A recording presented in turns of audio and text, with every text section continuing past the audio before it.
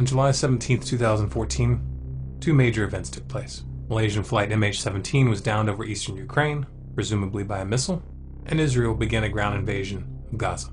Israel's invasion was granted an almost complete media blackout. The MH17 tragedy, however, got full coverage and was immediately propagandized. The US government and the Western media pinned the responsibility for the MH17 tragedy on Russia within minutes, long before investigators had time to even arrive on the scene, much less provide any actual conclusions. Then came an all-out information war, with lies, omissions, and disinformation coming from all sides. The geopolitical implications of this event should not be underestimated. Depending on how much mileage Washington can get out of it, the downing of MH17 could end up being extremely pivotal.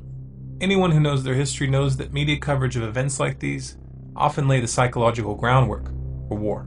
Consider the sinking of the Lusitania in 1915, for example. So who was really responsible for the downing of Flight MH17? First, let's just start by asking some obvious questions. For example, why was Flight MH17 routed directly over a war zone? This was not a normal flight path. In fact, it was 300 miles off course. Normally, planes on this flight path keep significantly farther south, and the decision to allow MH17 to fly over Donetsk was ultimately the decision of the authorities in Kiev.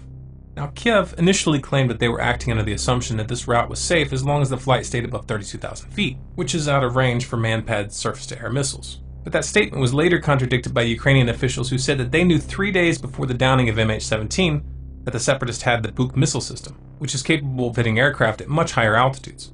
Now, to fully understand the implications of this decision, we have to look at what's been really going on in Ukraine lately. Mainstream media hasn't been talking about this very much, but for the past month and a half, the Ukraine military has been using heavy artillery and airstrikes against entire towns in East Ukraine.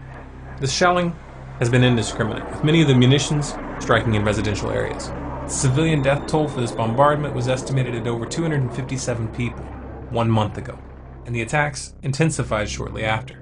Washington was silent.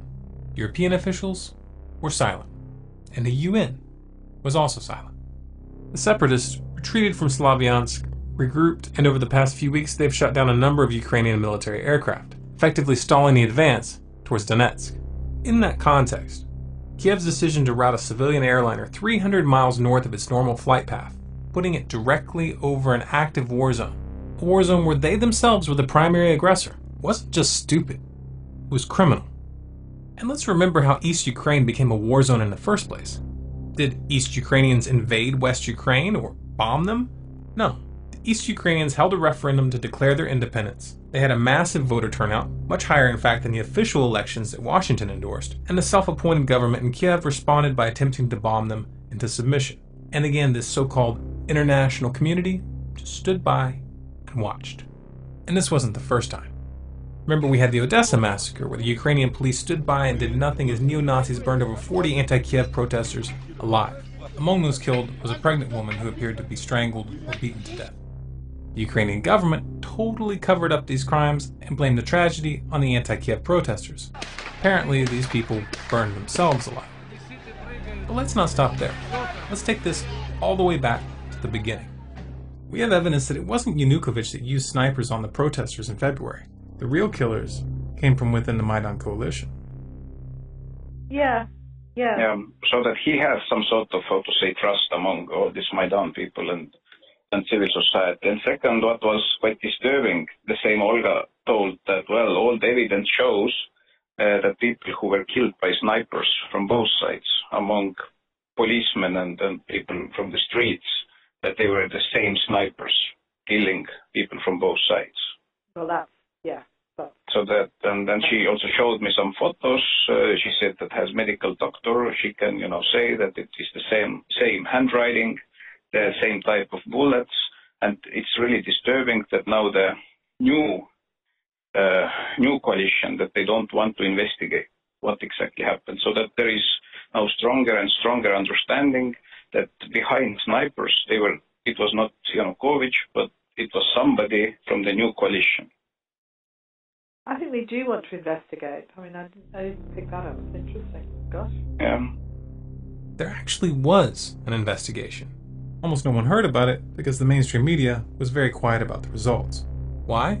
Because the Ukrainian MP that led the investigation, Gennady Moskal, a man with a long history of criticizing the Berkut police, announced that he found no evidence that the Berkut police were responsible. Why is this background information important? Because it demonstrates just how far Washington's puppets in Kiev are willing to go for the sake of power. And that allows us to start asking some harder questions. Questions such as, was this just a case of gross incompetence on Kiev's part? Or was it something else? It's pretty obvious who benefits from this tragedy. And we know Kiev has a history of killing civilians and blaming it on others. But would they really take it this far? For a lot of people, these kinds of questions are simply off limits. They just aren't prepared to let their mind go down that path, especially considering the fact that the US government is in bed with these guys. So let's tread carefully and just ask a few more questions that these so-called journalists in the mainstream media are neglecting to ask. For example, why hasn't the US government released its satellite pictures of the area right after the event? Right after Russia challenged the US government to produce the satellite imagery to back up their accusations, this is what Washington released to CNN. This isn't high-resolution satellite imagery taken right after the crash. This isn't even a recent map. In fact, the map itself has a date written right on it, 2010. This is just an outdated screenshot from Google Maps with an amateurish drawing layered on top. And keep in mind that 5 whole days after the crash, and this is all that the US government has produced so far. Why don't they want to show us the real images? Eastern Ukraine has been watched like a hawk for months now. We've seen the US government hyping their satellite images every time there's a change of Russian troop concentrations anywhere near the border. You're telling me that now, when it really counts, the world's most sophisticated spy machine can't provide us with satellite pictures of a massive missile battery as it was positioned right after the downing of an aircraft? You're telling me they can't provide snapshots of the area following the missile battery as it was moved to its current location? You're telling me that they don't know where this missile battery is, right now? Or that they actually do have these images, but they're just refraining from spreading this juicy tidbit all over the mainstream media like they usually do as soon as they have something that helps their case? That stretches credulity. Interestingly, investigative journalist Robert Perry, who's best known for his work exposing the Iran-Contra scandal in the 1980s, writing for Newsweek and the Associated Press, has published an article stating that one of his trusted sources has informed him that, quote, US intelligence agencies do have detailed satellite images of the likely missile battery that launched the fateful missile, but the battery appears to have been under the control of Ukrainian government troops dressed in what look like Ukrainian uniforms. Does this mean that we should just take Robert Perry and his source at their word? No, of course not. But by the same token, why is the Western media taking the US government's word at face value without demanding evidence? Washington is a den of pathological liars. Their word is less than worthless. It certainly doesn't count as proof. But what about the audio evidence that the Ukrainian government uploaded in the form of a YouTube video which supposedly proves that the rebels admitted to shooting down the plane in a phone conversation? Is that recording genuine? Or did someone just splice it together? Oh right, we know it's real because the Ukrainian government told us it was real. Let's put this into context.